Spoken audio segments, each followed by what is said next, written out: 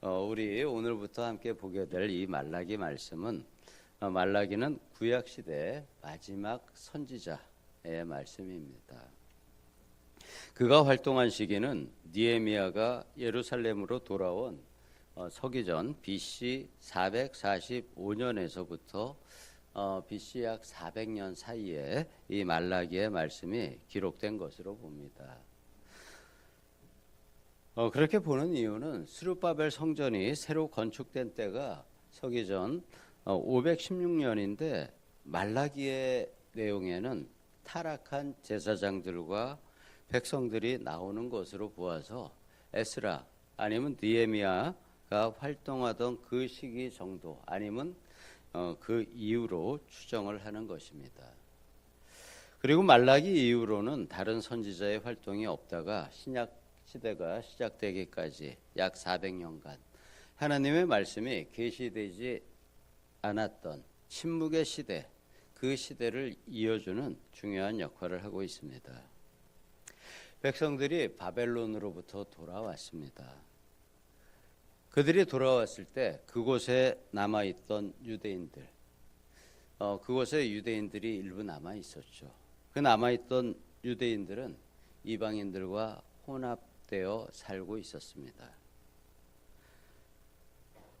이 당시에 바벨론으로부터 돌아왔던 유대인들은 그곳에서 바벨론에서의 모든 기반을 다 버리고 하나님이 주신 고향으로 돌아온 사람들입니다. 많은 신앙적인 결심을 하고 온 사람들이었죠.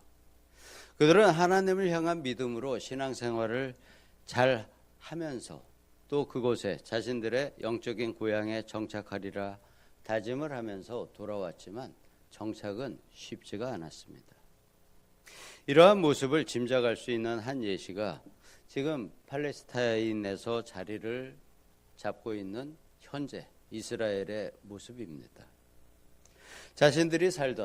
그들도 자신들이 살던 여러 열방, 여러 나라에서의 모든 기반을 버리고 그리고 또 그 당시 그들이 정착할 당시보다 아주 많은 시가에 많은 돈을 주고 팔레스타인 사람들에게서 그들이 정착하고 있는 그 땅을 샀습니다. 그들이 총칼로 그것을 점령했던 것이 아니죠. 그들은 정당하게 팔레스타인 사람들에게 돈을 주고 그것도 시가보다 몇 배 내지는 몇십 배의 돈을 주고 사서 그것에 정착을 했었습니다. 그렇게 했지만 그 이스라엘 사람들과 팔레스타인 사람들 간의 반목을 푸는 것은 쉽지 않다는 것을 지금까지도 여전히 보여주고 있습니다.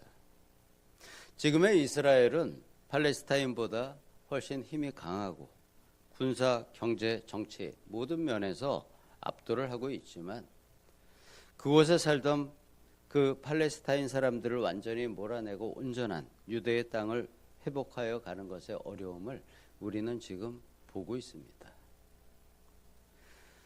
지금 그들도 그렇게 힘듦을 보여주고 있는데 말라기 당시에 이주를 해온 그 유대인들은 주변의 이방인들보다 경제적으로나 군사적으로나 여러 가지로 그들보다 부족한 상태였습니다. 그래서 일부 백성들이 택한 방법이 자신들의 조강지처인 유대 여인들을 버리고 이방 여인들과 결혼을 하여서 그들과 화합하는 것이었습니다. 에스라서에서 보는 것처럼 그러한 결혼에 앞장섰던 사람들이 유대의 지도층이었습니다. 제사장들이었습니다. 정착을 위해서 그들은 쉬운 길을 택한 것이었습니다. 솔로몬이 그러했듯이 이방 여인들과의 결혼은 영적인 타락을 불러오게 됩니다. 유대인들도 어머니가 유대인이면은 그 자녀들은 무조건 유대인으로 인정을 해줍니다. 왜냐하면은 가정 내의 신앙이라는 것은 아버지보다는 어머니의 영향을 더 많이 받는다는 것을 그들은 인정하기 때문입니다.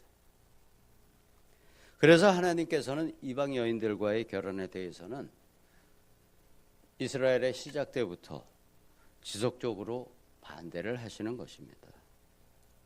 그리고 또 그 당시 자리를 잡은 유대인들은 성전 제사에 올리는 제물에 대해서도 많이 소홀하였다고 하나님은 이야기합니다. 말라기를 통해서 또 여러 선지자를 통해서 이야기하시죠. 그런데 그들로서는 할 말이 아주 많았습니다.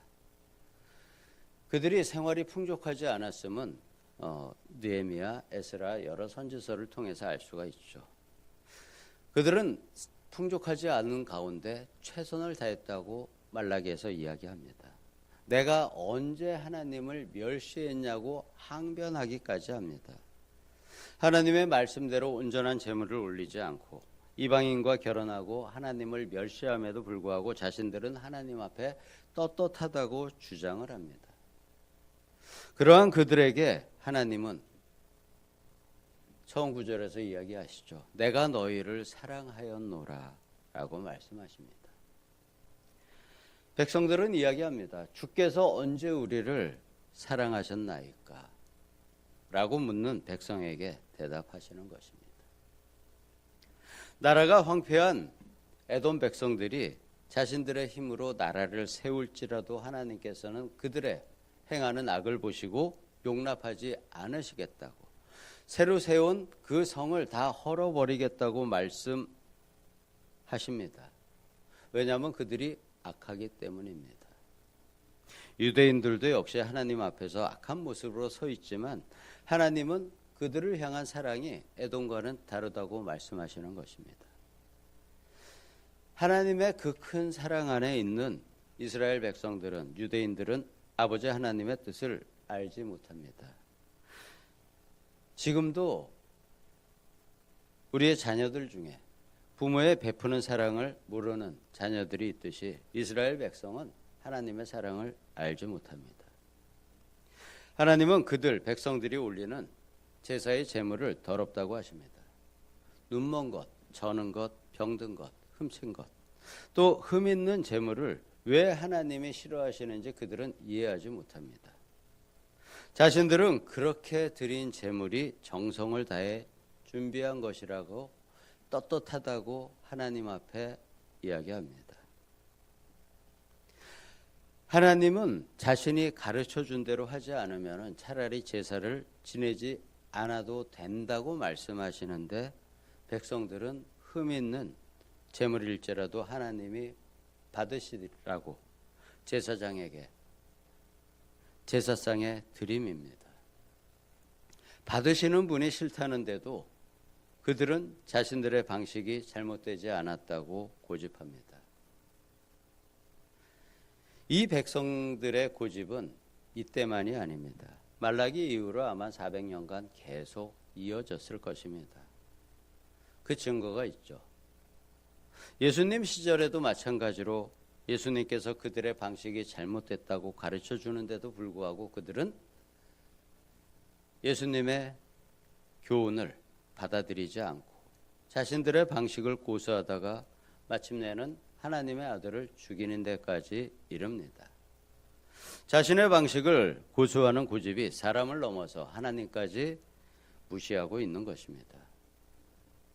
하지만 하나님은 또 이렇게도 이야기합니다. 이방인들은 그렇지 않을 것이라고 이야기하십니다.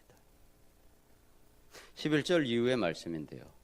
해가 뜨는 곳에서부터 해가 지는 곳까지 모든 땅에서 이방 민족 중에 하나님의 나라가 크게 될 것이라고 말라기는 예언합니다. 그리고 지금 시대를 보면은 이 말씀이 거의 이루어져 가고 있습니다. 예루살렘에서 시작된 신약교회가 소아시아, 유럽을 넘어서 아프리카와 아메리카 대륙을 넘어서 지금은 아시아의 서쪽을 향해서 가고 있습니다. 이제 가장 난공불락이라고 생각이 되던 중동 땅, 그곳에서 주님이 친히 그곳 백성들에게 나타나셔서 그들이 복음을 받아들이도록 친히 역사하고 계십니다. 이제는 정말 땅끝까지 복음이 전해지는 날이 멀지 않은 듯합니다. 유대에서는 이렇게 하나님의 이름이 무시를 당하지만 14절에서 나는 큰 임금이요 내 이름은 이방 민족 중에서 두려워하는 것이 됨이니라 하고 말씀하십니다.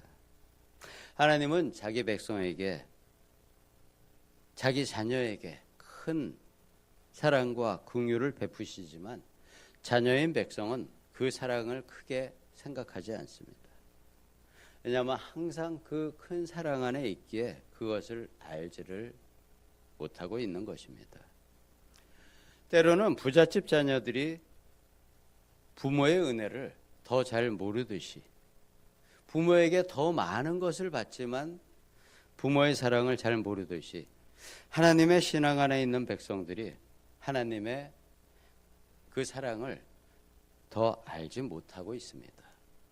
하지만 그 안에서 그 큰 사랑을 깨달을 때 그들은 더 큰 은혜를 받을 것입니다.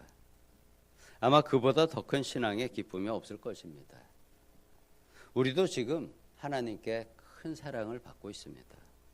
우리 모두 그 하나님의 큰 사랑 안에 머물면서 그 사랑을 서로 나누는 믿음의 자녀 되시기를 예수님의 이름으로 축복합니다. 아멘. 사랑과 은혜가 풍성하신 아버지 하나님, 하나님은 크고 끝이 없는 사랑을 우리에게 주시지만 우리가 너무 어리석어서 아버지의 그 큰 사랑 안에 머물지 못하고 세상의 것들에 대한 욕심에 눈을 돌릴 때가 있습니다. 이 어리석고 부족한 심령을 주님께서 친히 붙잡아 주셔서 아버지 앞으로 더욱 깊이 향할 수 있도록 우리가 더욱 깊이 들어갈 수 있기를 거룩하신 예수님의 이름으로 기도드립니다. 아멘.